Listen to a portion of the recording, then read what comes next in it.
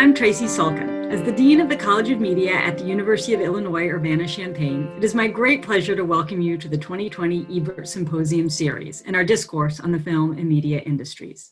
Today's panel, Documentary Film and Social Change, is moderated by Associate Professor Angela J. Aguayo of our Department of Media and Cinema Studies. Dr. Aguayo is a scholar and media maker specializing in participatory and engaged cinema. She is an award-winning writer, director, and producer of documentary shorts utilized in community engagement campaigns, and her work is screened at festivals and museums around the world. Her most recent book, Documentary Resistance, Social Change, and Participatory Media, investigates the political impact and democratic possibilities of engaged media practice. Welcome to the Ebert Symposium and our spotlight panel on documentary and social change. Documentary film, with its status as high art and its ability to creatively reimagine linear depictions of time and causality, offers audiences and filmmakers new opportunities to visualize themselves and their futures. The history of documentary and social change in the United States is a story of people unwilling to give up on their idea of an inclusive democracy, using the tools of media production to demand recognition and justice for the most vulnerable among us. The consistent thread between our panelists today is the skillful manner in which they produce critically accomplished filmmaking that creates possibilities for cultural influence and social change. Not all documentary filmmaking takes on this civic function of social transformation, as these waters are often unstable and difficult to manage. I'm thrilled that we are talking to some of the leading forces in this manner of documentary production. We'll be talking with Dawn Porter, an award-winning documentary filmmaker whose work has appeared on HBO, PBS, Discovery, and Netflix, among others. Her most recent works, John Lewis, Good Trouble, for CNN Films, explored late Congressman John Lewis's pivotal role in the civil rights movement. And The Way I See It is about photojournalist Pete Souza, who served as the chief official White House photographer for President Barack Obama. As a two-time Sundance Film Festival director, her film Trapped, which explores laws regulating abortion clinics in the South, won a special jury prize for social impact in the 2016 festival. In addition to a Peabody and numerous awards, Gideon's Army on HBO won Best Editing at Sundance. She also directed and produced Spies of Mississippi, a critically acclaimed historical documentary that was part of the Independent Lens series on PBS, as well as Rise, The Promise of My Brother's Keeper, a film for the Discovery Channel's chronicling of President Obama's program to help men of color succeed. She is currently directing and executive producing an Apple TV multi-part documentary series with Oprah Winfrey and Prince Henry, which focuses on both mental illness and mental well-being. Sacha Jenkins is a native New Yorker who recently directed Wu-Tang Clan of Mics and Men, premiering at Sundance and released on Showtime. At Sundance, Jenkins also premiered Railroad Ties, a short film that tackles the intersection between underground railroad movement that liberated African Americans during slavery. Jenkins' first feature-length documentary, Fresh Dressed, also premiered at the 2015 Sundance, as well as his next film with the best title of all time, Burn, Motherfucker, Burn, about the generations of African Americans who have been abused by LAPD. Jenkins has built his strong reputation as a television producer via shows like the Cartoon Network's The Boondocks and VHS's The White Rapper Show. Jenkins also co-founded the music journal Ego Trip and Beatdown, the first ever hip-hop newspaper, and spent several years at Vibe magazine. And finally, Kirby is a two-time Emmy Award-winning and two-time Academy Award-nominated filmmaker behind the most groundbreaking documentaries today, and with his creative partner, Amy Ziri. The Oscar-nominated film, The Invisible War, broke the story of the epidemic of rape in the U.S. military and led to 5 congressional hearings and the passing of 35 reforms through Congress. Their follow-up, The Hunting Ground, about campus sexual assault ignited a national discussion and led to sweeping policy changes at hundreds of schools.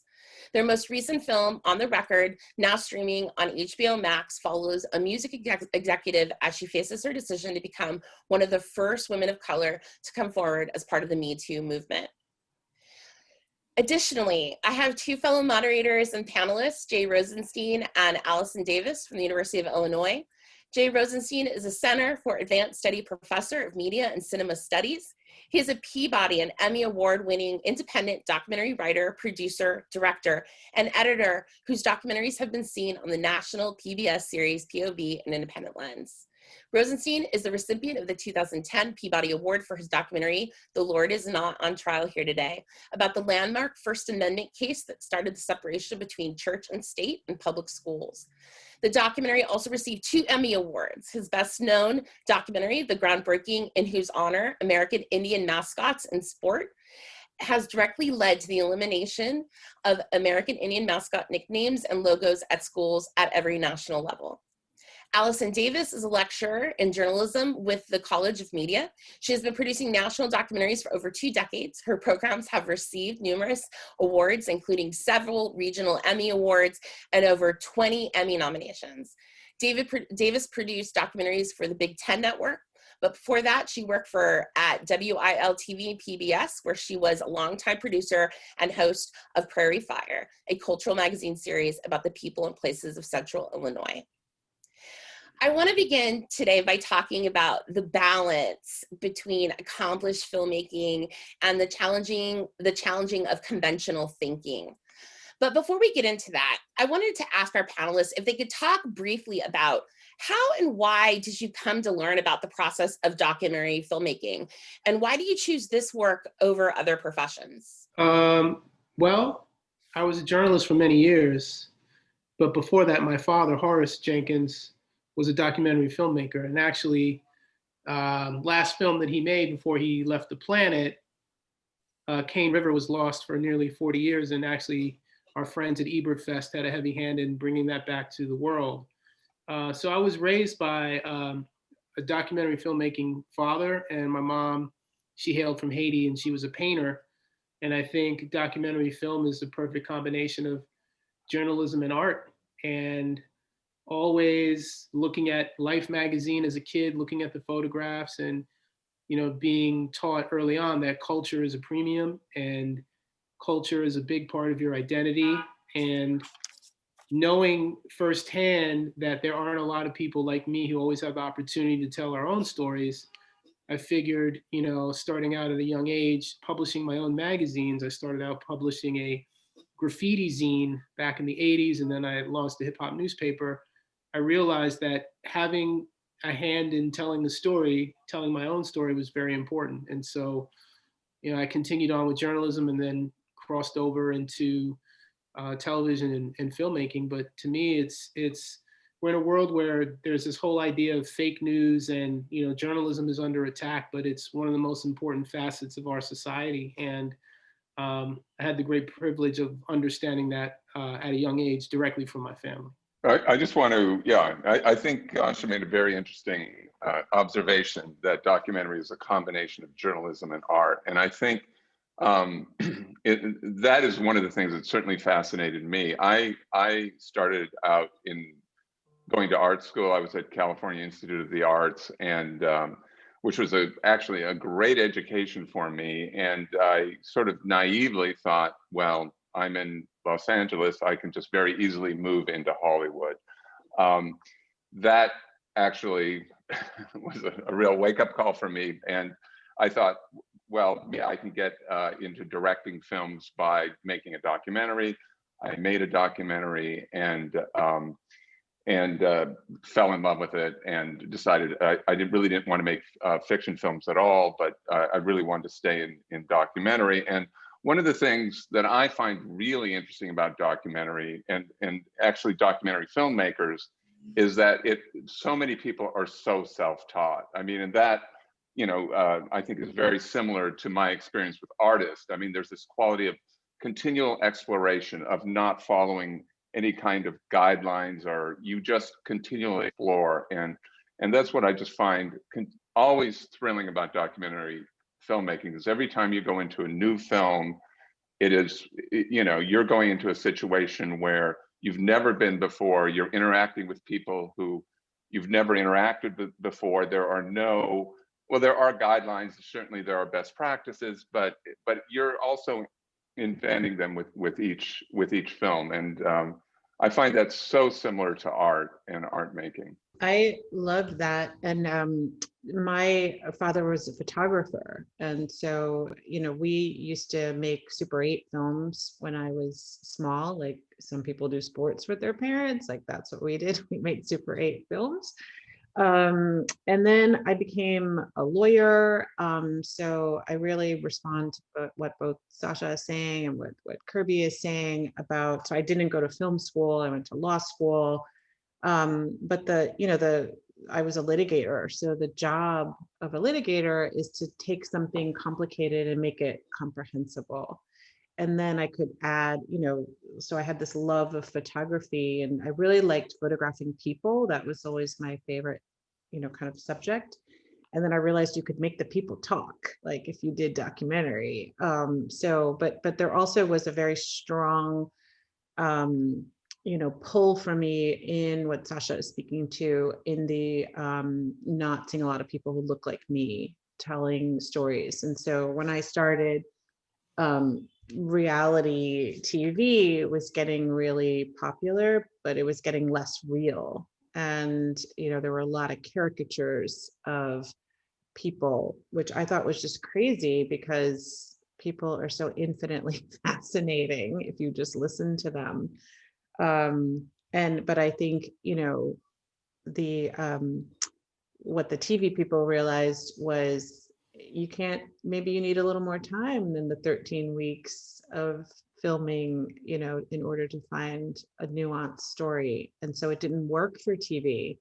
But I do think what the reality kind of boom did was amplify the appetite for nonfiction and from hearing for real people. So all of those things kind of combined for me to step in and say, well, why can't I do this too? I recently finished a book called Documentary Resistance, where I went around the country talking to filmmakers and activists and funders and critics about how they understood documentary functioning in the process of social change. And one of the strange things that I encountered was that there was this real uncomfortable feeling that arose when I asked filmmakers, do you do activist work? Are you a filmmaker? And there was this tension between art and social change. And then in my own production work, I've noticed that sometimes my position as someone who's interested in social change doesn't always correlate with my position as a director, that those decisions I'd make as a director are different than those I'd make as an activist. So my question to you all is, do you run into this tension where you have to navigate like your ambitions towards creating new representations and social transformation and a different vision than the things you've seen before, and the expectations that are placed on you as someone who is making creative work that's accomplished and received critically by your industry? Well, for me, it just boils down to the authenticity. As long as what I'm doing is authentic, that's the best possible representation. I don't have to try. I don't have to, because I feel like I have to answer to people, right? I have to answer to people in my community. I have to answer to people who look like me. And even if it's something that they don't all agree with, or they're not all the way happy with the portrayal, as long as there's a level of balance, and you can present a level of balance where everyone might not agree, but they can see that there was great care that went into it, great thought that went into it. To me, that's my job. For instance, with this Wu-Tang series, I'm about the same age as these guys. We kind of came up in New York in similar ways. I grew up in Queens. They grew up in Staten Island. I knew nothing about Staten Island at all. But if you know anything about Wu-Tang, their music, it sounds like it came from the Galapagos Islands in terms of sonically what was happening with hip hop at the time. And so when you go and you unpack Staten Island and you understand how strange and racist and how bizarre and what their environment was like, you really have a better understanding of why their music was so outstanding and different from everywhere else. Because their music, in my opinion, with people of color in America, their art is always a reflection of and a reaction to the environment. So my goal with Wu-Tang was to make a film that was a reflection of and a reaction to the environment and an exploration of the environment. And so I'm not saying music was secondary, but so many people have written about hip hop or have made films about hip hop, but it's like how do you explain why so many people in Poland love Wu-Tang? And I'm in Queens and I don't understand everything they're saying. How is it that these people know every word? And it boils down to, even if you don't fully understand Wu-Tang, there's a level of authenticity that is universal. And if you go into these subjects without understanding that authenticity and that touch, and you make something that is out of step, people will recognize. And I always have to start with the core constituency, which are people who look like me. And as long as I feel like I've done a thorough job journalistically and I've created balance, that's my benchmark for whether or not I'm representing, or, will social change come out of what I'm doing? I think understanding will come out of what I'm doing, and maybe some change. But I feel like as long as I'm working as a representative and a translator, and I'm bridging ideas together in ways that haven't been bridged because I'm native to it, then maybe more people can learn and maybe there will be change. Of course, I would love it if there was change, but I don't necessarily go into these projects thinking I'm going to make change. The only change I'm making is there's someone like me behind the camera telling the story. That's the real change.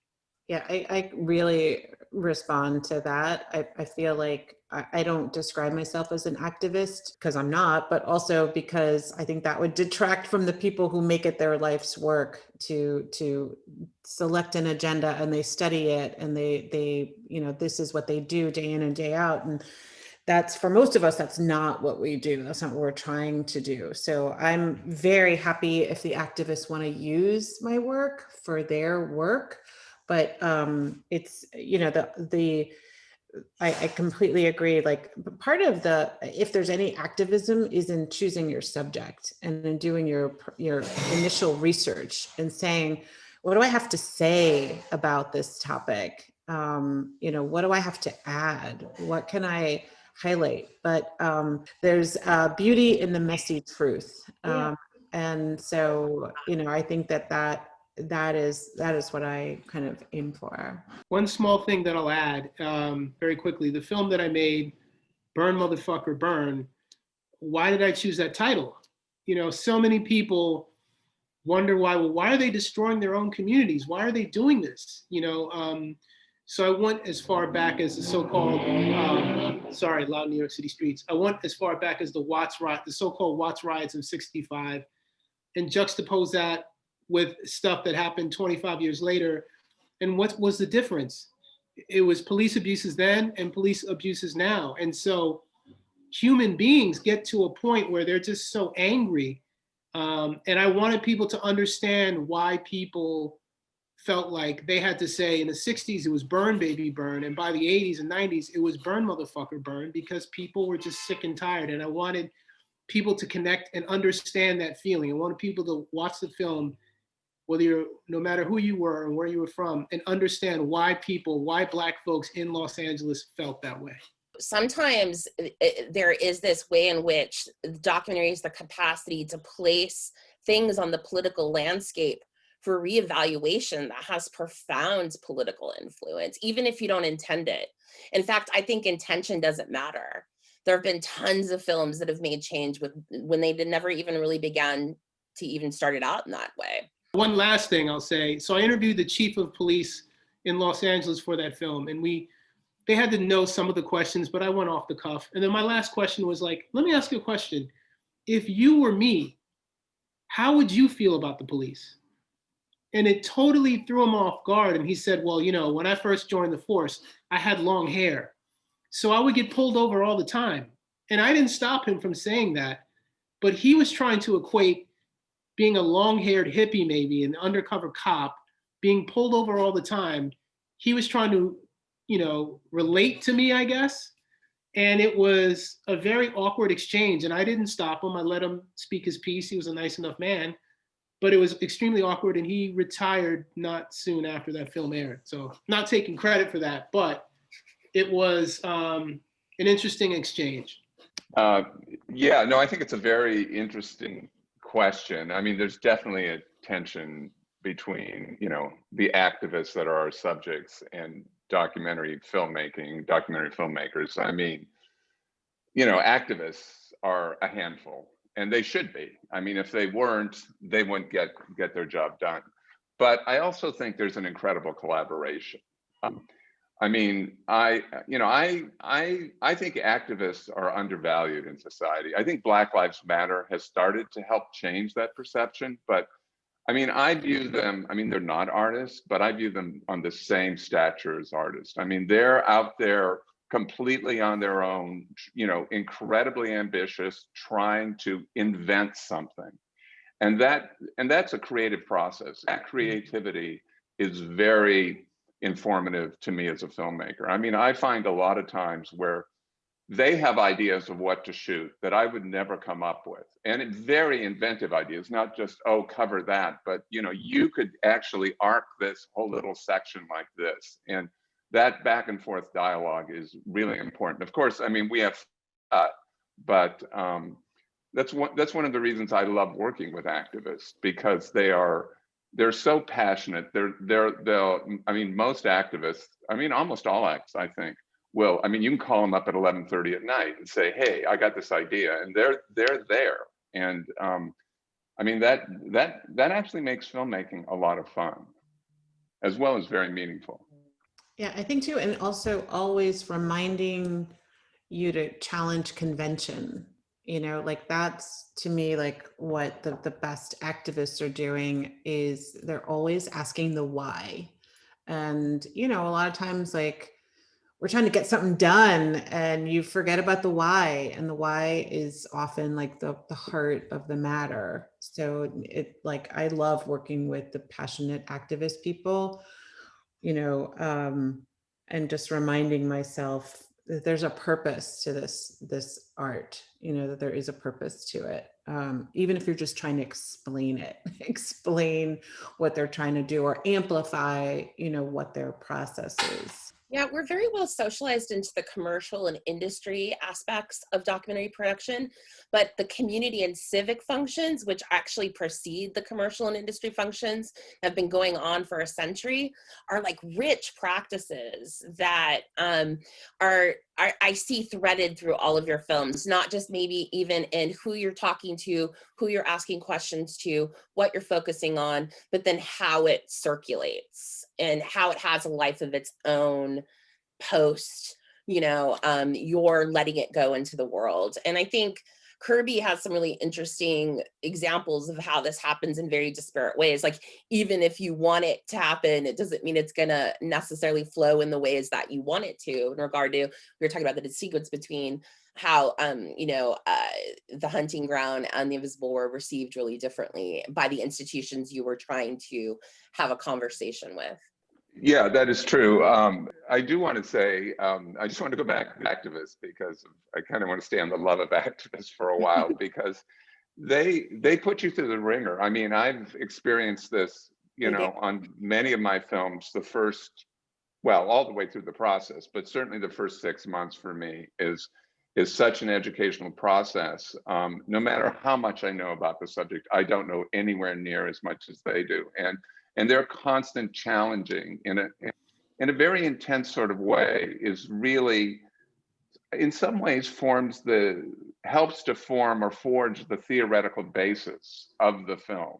And so what you're seeing, and I look for those kind of people, because what you're seeing, you know, it's attributed to the directors, it's attributed to the filmmakers, but it should also be attributed to those activists as well. So, no, it's totally true. Just very briefly, I mean, films can be received so differently. I mean, The Invisible War, I mean, we were very strategic with that film. We made it entirely nonpartisan or bipartisan, as we were very careful to put, you know, the same amount of Republicans as Democrats in the film, even though it's a, you know, very feminist film. We weren't using any of the language of feminism. We did put the misogyny in for that reason, because and the third thing we did is we didn't make it anti-military. And that, of course, that we got from our subjects. I mean, our subjects, even though they'd been, you know, horribly raped and then their rapes have covered up by the military, they still love the military. And that was one of the educational aspects of making this film, was to view the idealism of these people who did into the military, this love of service of country. And so we put, on their guidance, really, we put that in the film as well. And I think that allowed the film to land in a way that it seemed like it didn't have an agenda. I mean, we had a very clear point of view, but, and I think it caught people off guard. I think by the time The Hunting Ground came around, there was more of there was much more of a reactionary aspect happening in the country, especially around issues of women's rights. It had started to ramp up. I mean, Gamergate came shortly after. The University of Virginia, that whole reporting, the problematic reporting, fired up people, and we were going more into a battle that was starting to be fought. And of course, then when you focus on individual institutions, that they were extremely defensive. It was surprising that some of the most liberal institutions were the most defensive, like not only Harvard Law, but also Berkeley was the most reactionary university in the UC system. Excuse me. So yeah, I mean, you certainly saw a range of responses. In the span of your career, what moment or scene or topic did you document that you felt had profound consequences? And it doesn't have to be consequences in a grand scope, but like consequences for the people there, or the documentary, or when you circulate or whatever. Can you think of a moment, or that moment where you captured something and you realized, wow, I had really captured something incredibly authentic that was going to translate into a kind of a transformation moment for people watching it? In my film Burn, it's like the closing moment where I was interviewing this expert on gang culture in Los Angeles, and he brought his son along with him, and we started talking about police and police searching your car and getting pulled over. And we're talking about it, and he's like, I got to tell my son this, and he's 13. He's like, hold on a second. He called his son over and he says, what did I tell you about the police? And his son is like this cute, sweet, innocent kid who's not looking in the camera and just very, numbly repeating what his father instructed him to say if the police came. And that moment, for a lot of parents and a lot of people in general, was something that really connected, and really it made you see that, the innocence of, these young men, they're often described as men when they're actually boys. And the things that you as a father have to tell your boy in order to survive, that really seemingly resonated with a lot of people.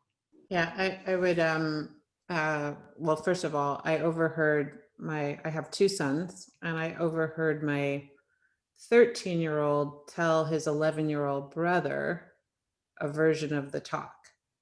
And his version was, if you get in trouble with the police, stay alive till I can get dad there. So it wasn't as comforting or subtle or elegant, but it probably made the biggest impression on my 11-year-old child that his brother was giving the talk.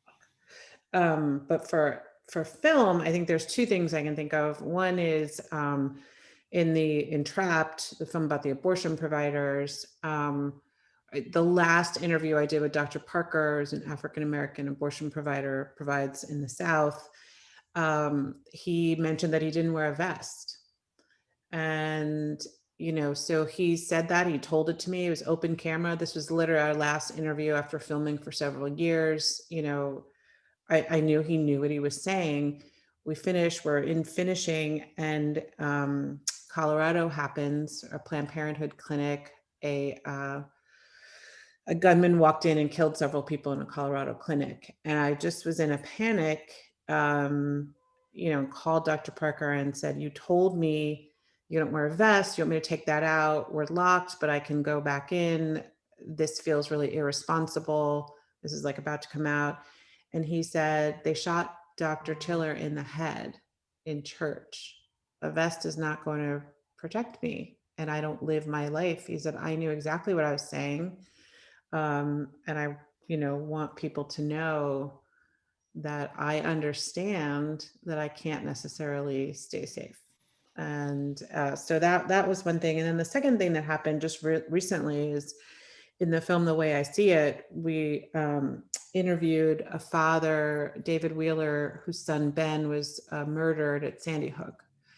And he, this is many years ago now, and he just talked about the importance of President Obama coming to comfort his family. And, just for him, I felt like I'm making this man relive the worst day of his life again. But he wanted to talk about how the President of the United States coming and listening to his family, to his 9-year-old son who had heard his younger brother be killed, was incredibly meaningful to their family. And in a way, that when you say empathy matters by leaders, it's a lot different than him saying, my son was killed by a mad gunman and the President of the United States hugged my wife and comforted my 9-year-old. So, so those two things were really, people are really responding to that interview. And, also like the other piece of this is we're grateful to these subjects for sharing these stories because they don't have to. For me, I would say essentially my whole career has been built around one interview. And that is an interview that I did with a Native American woman, artist, activist by the name of Charlene Teeters, who has become one of the leading voices in the movement to get rid of American Indian mascots in sports. And this goes back now to 1995. And in fact, the whole film that I made, which really tells her story called In Whose Honor, was based around my hearing her give a talk a few years prior and just having my eyes open and my mind blown about what a Native person's reaction is to these kind of mascots, since I had never heard it before. And from the very beginning, I would say my one and only goal in that film was just so that more people could hear her story. I was so moved by her story, and I was so naive as well that I thought, well, once the rest of the world hears her story, these mascots are going to disappear, which was how many years? 35 years ago. And so I sat down and interviewed her, and she was just as compelling to me when I talked to her as she was then. And and essentially the power of the whole film is just based on that. It's based on her individual charisma and her ability to express herself that way. So just hearing her say those words, I had to keep reassuring myself, just don't get in the way too much, Jay. Just while I was editing, just make sure you let her get her story out. Make sure you let her get her story out. This is what it's all about. And then from the other side, I would say from the sort of impact side, I think when I was offered a job here at the University of Illinois, and 3 of the 9 members of the Board of Trustees voted against my being hired, which I'm the only person, I think, in Illinois history to have had board members vote against them and still get hired. That's when I knew that my film had made some impact. I was just, a moment that I had was, I did a documentary about Manny Jackson, who was the first African-American player on our Illinois basketball team back in the 60s. And he was a high school basketball star down in Edwardsville, Illinois, Southern Illinois.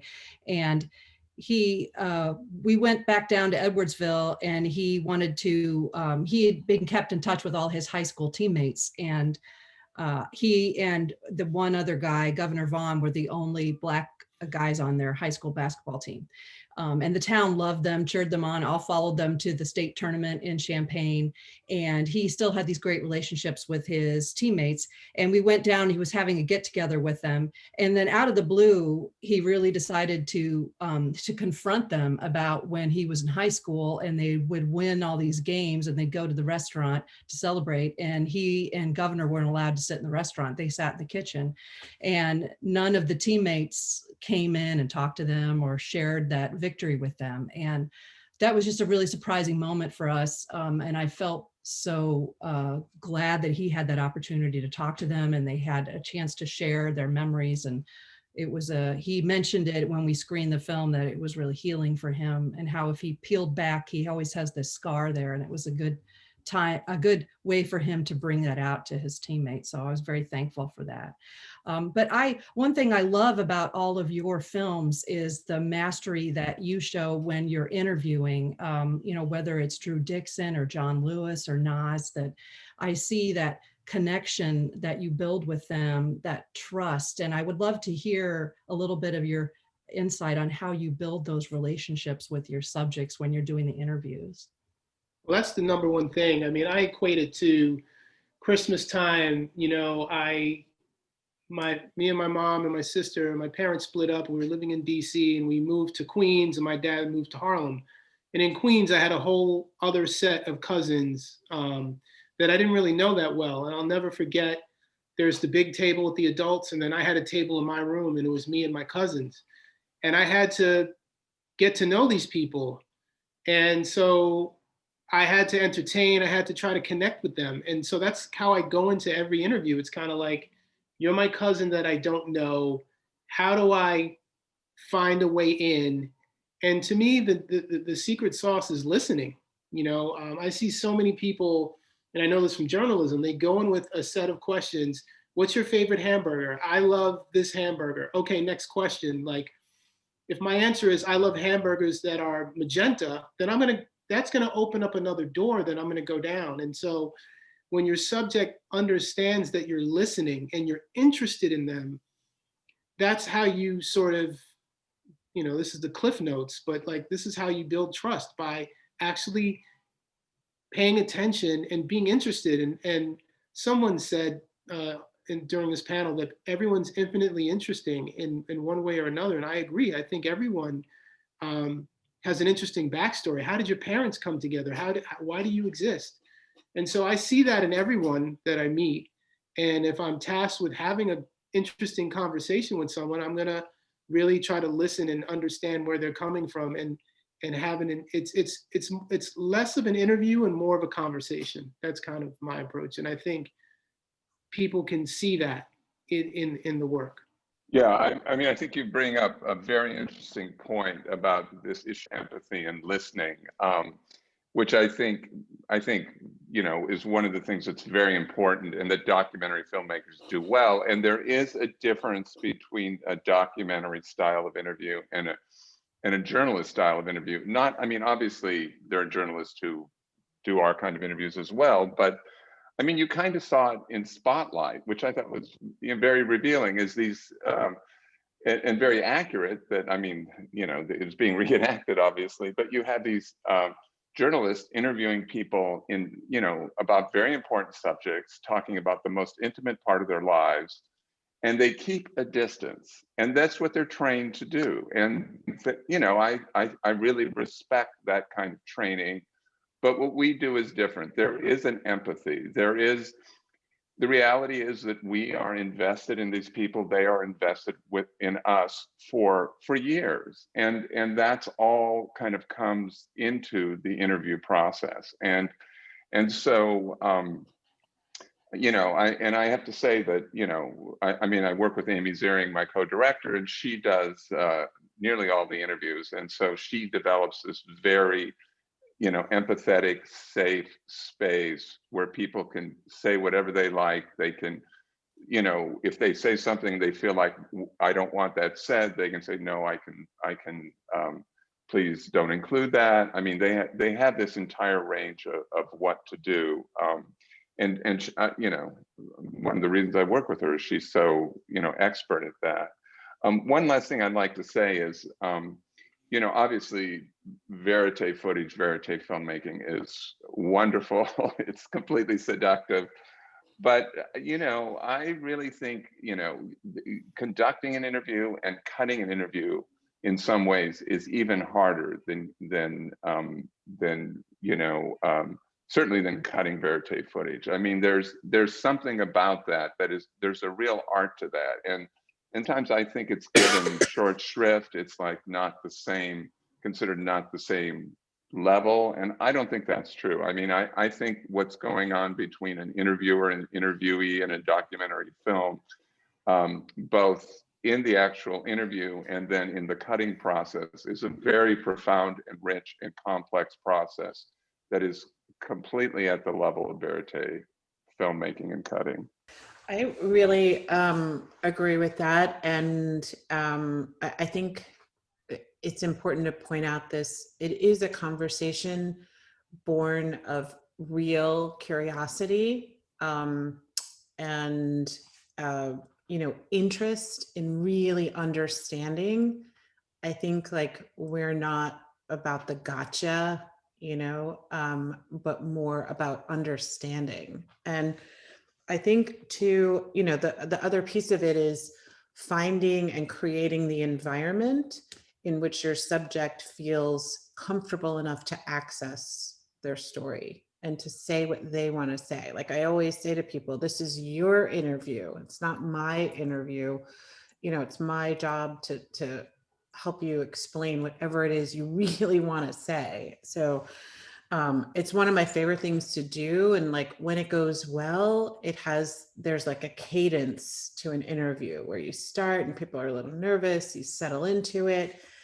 And at some point something clicks where the person is really, they understand that they have all the time in the world and that they can figure out how to say what they want. And then I'm going to give them the space to say what they want to say. And I think that's also like, it's important. We show our emotions in interviews, like one of the most influential things that's ever happened to me in interviewing is my first film, Gideon's Army, and this young public defender was explaining how a client that she loved and she worked really hard for had threatened to kill her. And she found out about it from other people in the jail. And she starts crying and I start crying. It's my first film. So, but the DP, who was really empathetic and great, like I feel him put his hand on my shoulder and pull me back, because my instinct was to comfort her and to interrupt her. And he's like, no, you gotta let this go. So that's hard to figure out. How do you remain a person while you're accessing this information? You really have to have the trust going. The last thing I'll say is with people who are well known, they are often coached about what to say and how to say it. And the result of that is they feel insecure about their own words.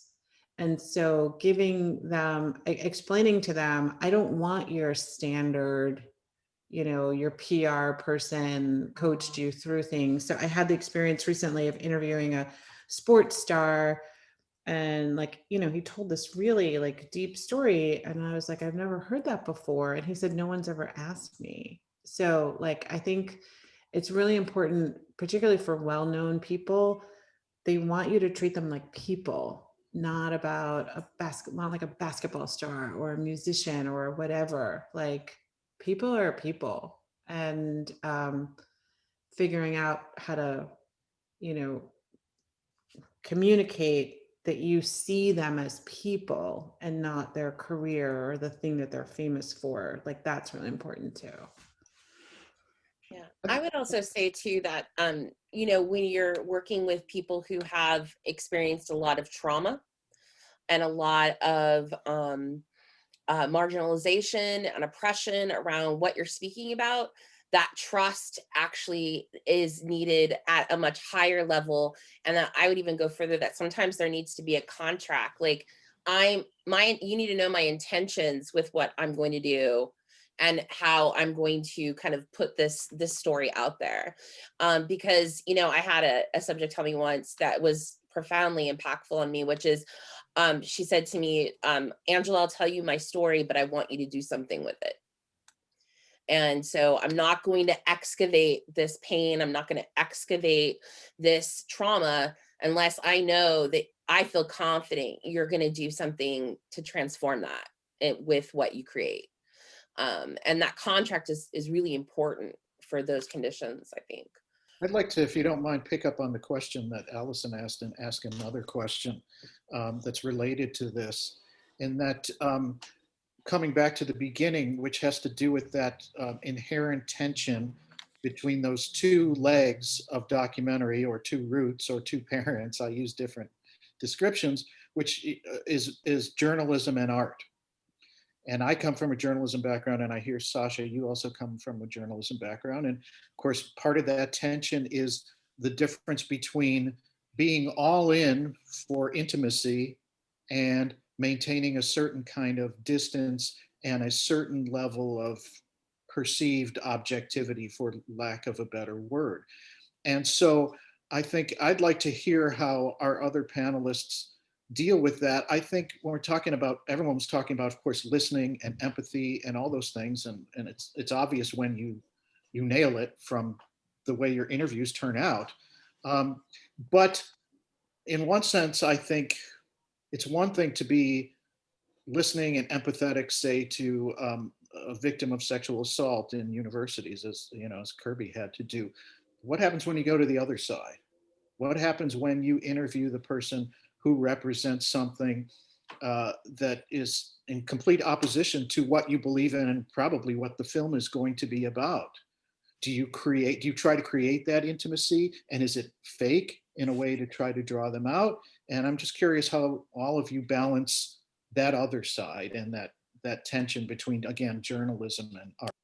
I think the approach is similar. I think the difference is, if you know going in that you disagree with somebody's philosophy, it's important not to pretend that you are sympathetic to it.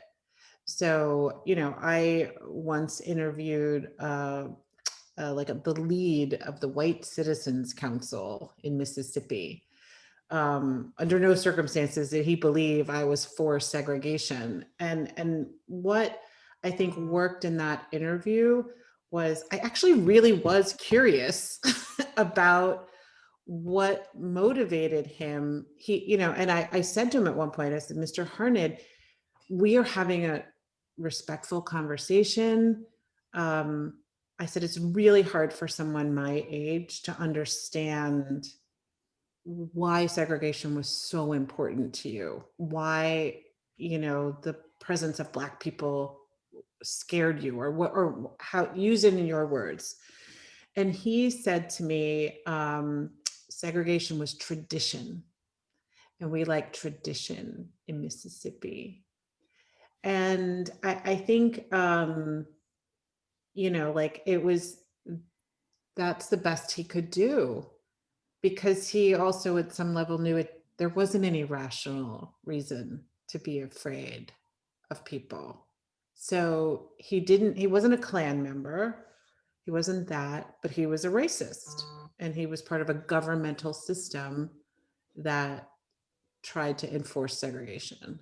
So I think it's like part of the honesty. If the person accepts the interview, you know, like, I'm not Borat, like, I'm not like trying to trick people into saying undercover stuff. But I think that there is a way to be respectful, even when you deeply disagree, you know, and there's a way to challenge. There's also a way to challenge the subjects that you agree with, you know, philosophically. You have to be able to ask those hard questions too, because or else then you just become an activist. And then if you ignore the harder parts of the story, then there's something that's missing that the audience knows is missing, mostly because they can Google and find it, but also because you all know it's missing. But let's go back even further. How do you even get them to trust you enough to agree to doing an interview with you when they probably have Googled your work and have an idea of, what sort of point of view you might have. Well, I think people, especially now, want to be heard, especially if they're on the opposite side of the fence. And I don't go into it with an empathetic ear. I go into it with a very straight, ask the question straight and engage, and as I hear the answer, things that pique my interest, I ask the question. There was a film I did with 50 Cent, who oddly just endorsed Trump, but that's a whole other conversation. And it was about reconnecting with his ancestry in South Carolina. And we wound up finding the folks who owned his folks, and those folks still own the plantation.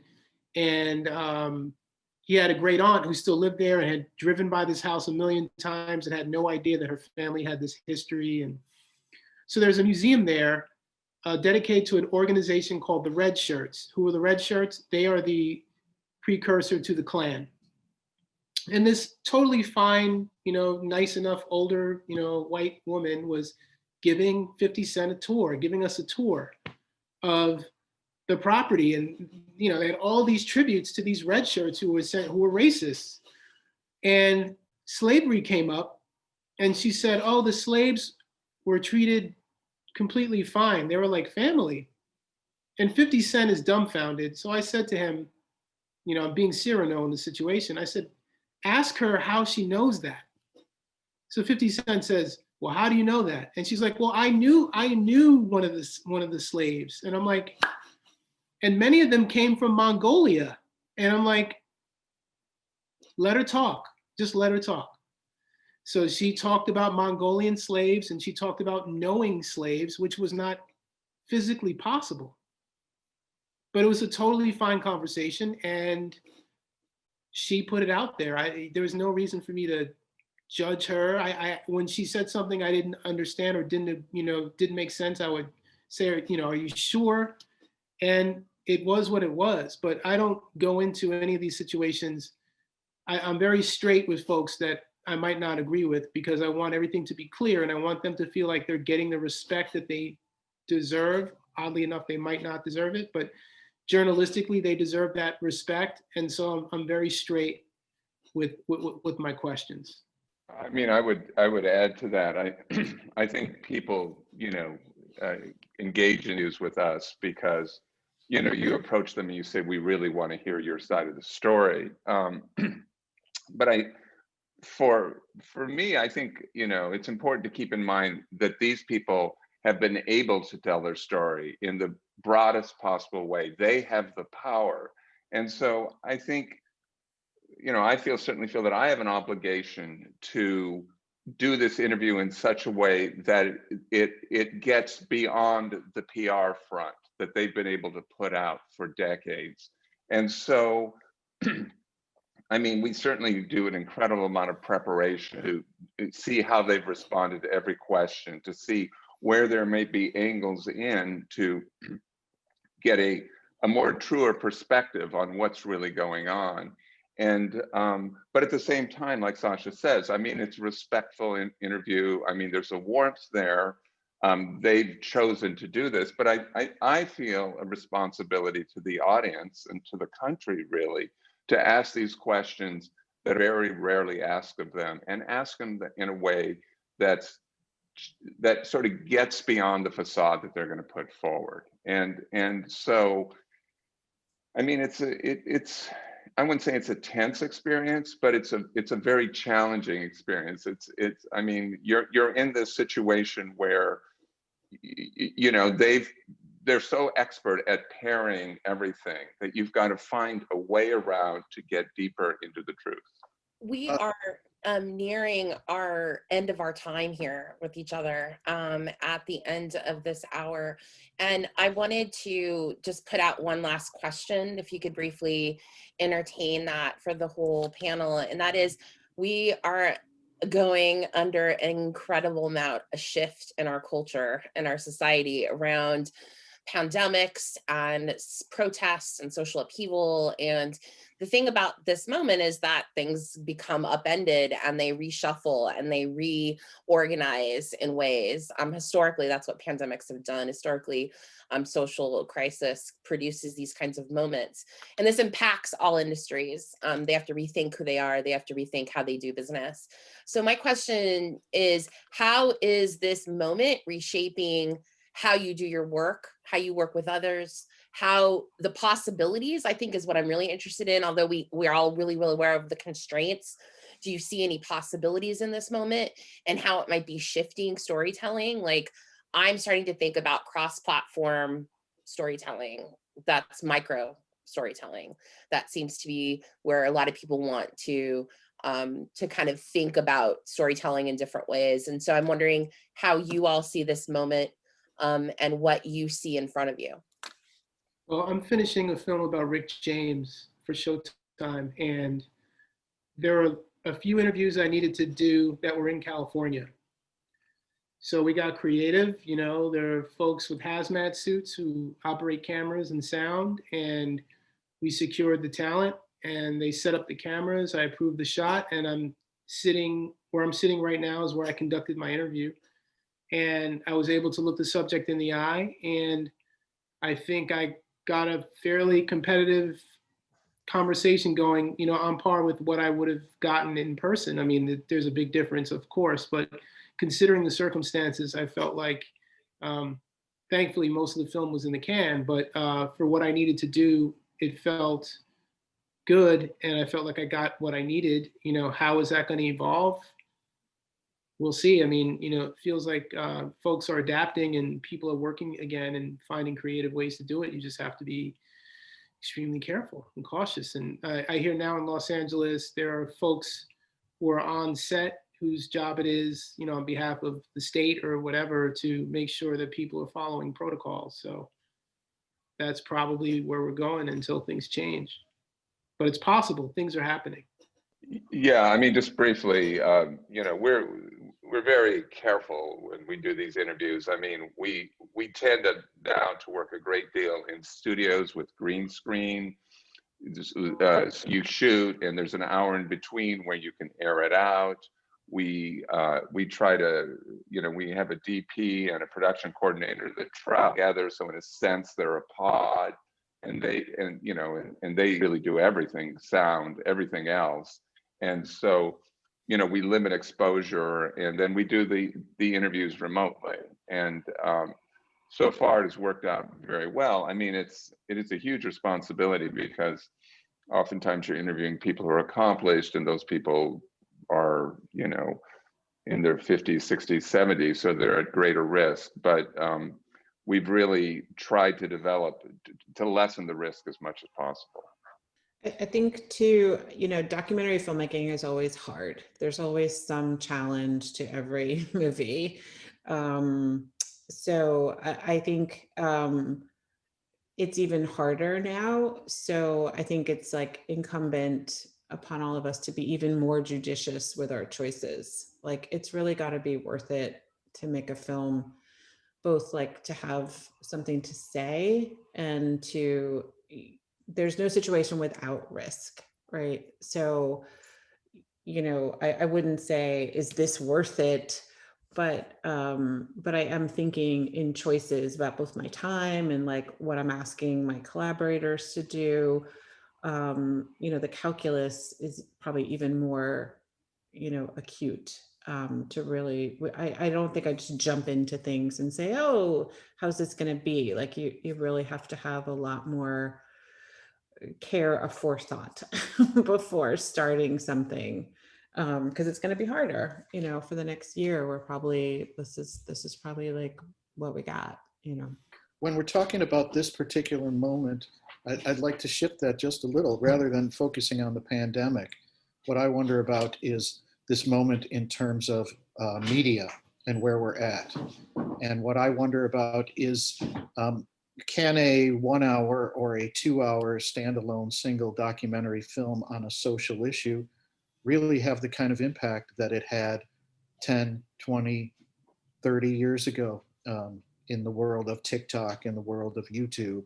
and in the world of 10-part series. Yeah, I feel like it can. I feel like it's like even more urgent to have those films because those films are considered, you know, like I find like there's actually kind of a longing for a not screaming at each other, not hot take, you know, kind of something you can sink into. And I think that you know, that's what we do, and not doing 10 parts, like there's, you know, there's that's the work, is like, no offense everybody, but everybody could do 10 parts, like you just don't edit it very well. And you just say every single thing you thought, you know, and you let your mother talk about what a good baby you were, like you just like doing Eyes on the Prize might be the only exception, maybe. There's a lot to cover there in Eyes on the Prize.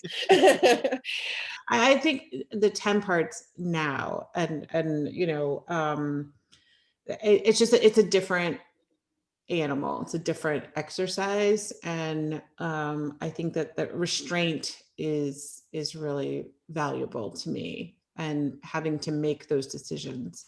Well, on behalf of the Ebert Symposium and the University of Illinois, thank you for your time and your appreciation. I mean, what you provided today was amazing. Thank you.